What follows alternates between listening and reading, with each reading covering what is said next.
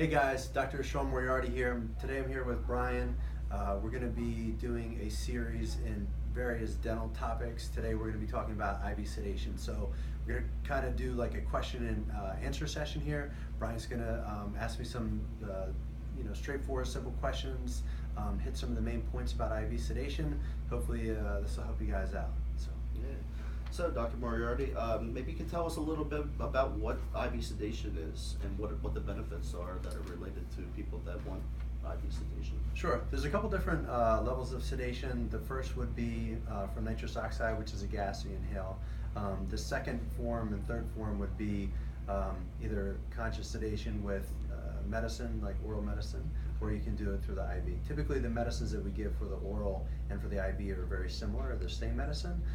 The benefit actually about IV sedation is that IV sedation we can give the exact amount that we want for that particular person. Different amounts work for different people and it's not based on weight or the size of the person, so sometimes you're not able to tell. But the main benefits are that someone who has severe anxiety of the dentist, they've had bad experiences, they have severe gag reflex, they have difficulty getting numb. There's a lot of different reasons why people have kind of aversions to the dentist, but the main ones are anxiety. So it's about 75% of the population actually has some form of dental anxiety. So definitely really good for that. Also, someone has, they've not been to the dentist for a long time and they have a lot of work that needs to get done. It's also a really great way to get that done and not experience the unpleasantries and the sounds and the smells of what you're having done. Gotcha. Okay, so how does IV sedation work? So how IV sedation works is a person, just like if you're getting a procedure done in the hospital, there's no eating or drinking for about 8 hours before. Okay. They have a driver that comes with them, so after the procedure they're not able to drive home on their own. Okay. Basically what happens is we'll put a small IV catheter into their arm, and we're able to give them medicines for pain, for anxiety, for inflammation through the IV, and then basically get them to the point where they're comfortable, and then after that we're able to do the dental procedure as it normally would be done. Okay. Now, who would qualify for sedation dentistry? Could any patient that comes to the door just immediately qualify for sedation dentistry? So there's a lot of different people that would qualify. Typically the people we see in an office environment setting like this are people who are healthier. So Sure. people that don't have any serious medical problems, things like heart disease and diabetes. As long as they're not serious and as long as they're controlled, we're able to see them.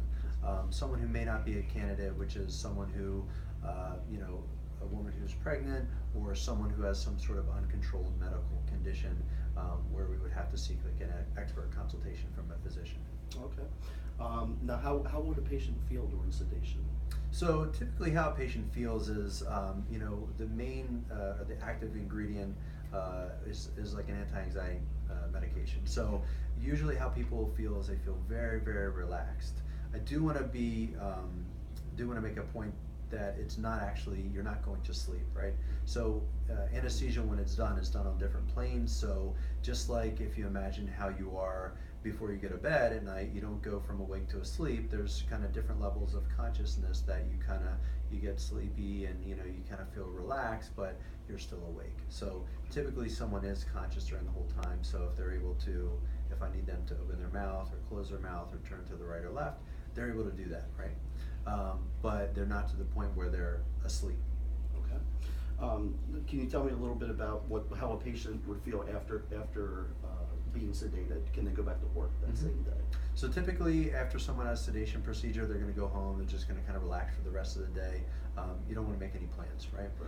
After that, the next day they're able to go back to work, and depending on whatever the procedure is, they may want to take a little bit more time off, but not because of the IV sedation. Okay.